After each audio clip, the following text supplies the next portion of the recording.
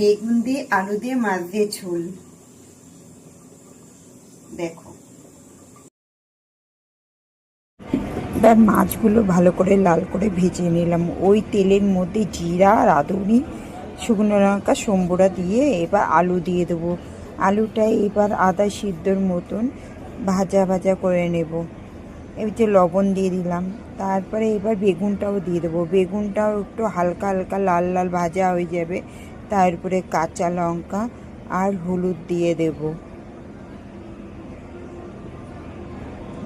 কাঁচা লঙ্কা হলুদ দিয়ে দিচ্ছি। এবার হালকা জল দিয়ে এটা কষাবো।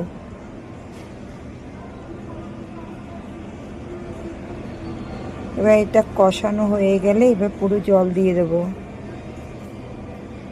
এবার পাতলা ঝোল করে খেলে ভালোই লাগে, বেগুন আলু মাছ দিয়ে ঝোল। এবার জলটা দিয়ে দিলাম। যেটা দেখবেন ভালো করে ফুটে গেলে আলুগুলো দুই একটা ভেঙে দেবো। আলুগুলো ভেঙে দেওয়ার পরে এবার মাছটাও দিয়ে ভালো করে ফুটিয়ে নিয়ে নামিয়ে নেব। ধনে পাতা যদি ঘরে থাকে উপর থেকে দেবেন, খুব ভালো লাগে সেন্টটা। এবার এটা ভালো করে নেড়ে চেড়ে আমার ভালো করে ফোটানো হয়ে গেছে। এবার নামিয়ে নেব। হয়ে গেছে আমার রান্না। এইভাবে রান্না করে খাবেন বন্ধুরা, খুব ভালো লাগে খেতে। একবার দেখবেন রান্না করে, খুব টেস্টি লাগে।